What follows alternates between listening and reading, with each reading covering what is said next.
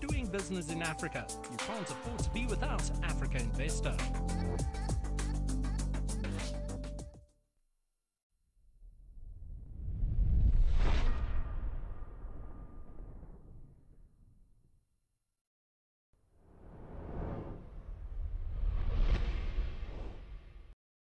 Dear friends and partners, it's a genuine pleasure to be a champion and part of this COP27 Just Transition Investors Alliance, JTIA, initiative launch. As you know, it's led by the Africa Union Development Agency, the African Continental Free Trade Area Secretariat, Africa Investor, the International Chamber of Commerce, the African Green Infrastructure Investment Bank, and the World Benchmarking Alliance.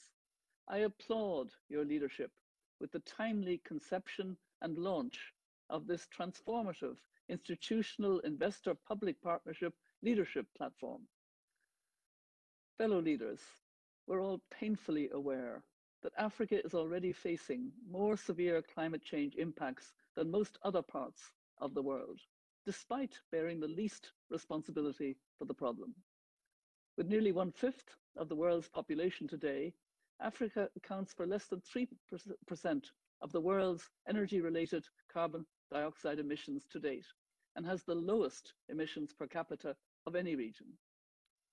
Africans are already disproportionately experiencing the negative effects of climate change, including water stress, reduced food production, increased frequency of extreme weather events, and lower economic growth, all of which are fueling mass climate migration internally in Africa and externally, and also climate displaced people. Over 640 million Africans don't have access to energy, corresponding to an electricity access rate for African countries at just over 40%, the lowest in the world, with clean cooking only reaching 1/3 of the continent, with approximately 890 million Africans, and of course, mainly women, cooking with traditional fuels.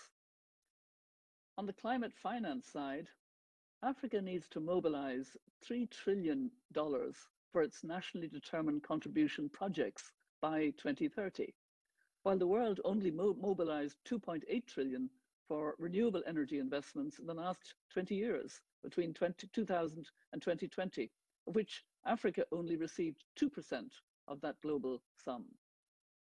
So this means that Africa has to mobilize more climate finance and investment in the next 8 years than the world mobilized in the last 20 years.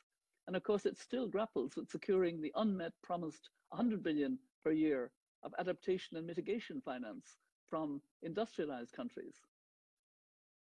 On the international trade front, Africa's access to global value chains sits at an inequitable and unacceptable 2% of global trade, which is predominantly for the commercial exploitation of African raw materials and minerals, where value is added outside the continent and sold at high premium as finished goods globally, and also, of course, back into Africa. In our interconnected and interdependent world, these are painful realities that need to be practically addressed. Not only for Africa to meet its climate goals, but in recognition that if Africa doesn't meet its climate goals, the world as a whole won't meet its climate goals. We needn't remind ourselves that a central tenet of the just energy transition enshrined in the Paris Agreement is that economic benefits must be shared equitably, and the responsibility and costs for climate action must be absorbed by those who have contributed most to the climate breakdown. And as we gather in support of a successful COP27 presidency, a just transition will be at the heart of all discussions and negotiations. Business and human rights, market access, global procurement and place-based impact investment decisions to access the new $10 trillion per annum and growing global green industrial economy are powerful tools within our control to equitably lift millions of Africans out of poverty with dignity, especially the most vulnerable in carbon industry intensive places and geographies, such as mining towns and cities that will imminently become stranded destinations with the phase down and out of these industries inhabited by local communities dependent on those same carbon-intensive industries for their livelihoods.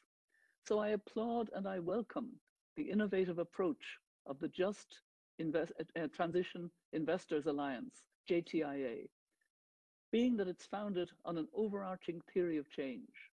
And it's important for us not to understate Africa's abundant and incredibly valuable asset base through its in-demand natural capital, sun, wind, hydro, especially for green hydrogen, for example.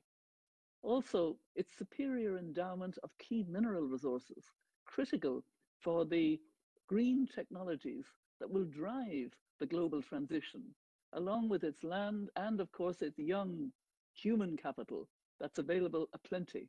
This all means that Africa's investment case is clear to those who care to want to find it.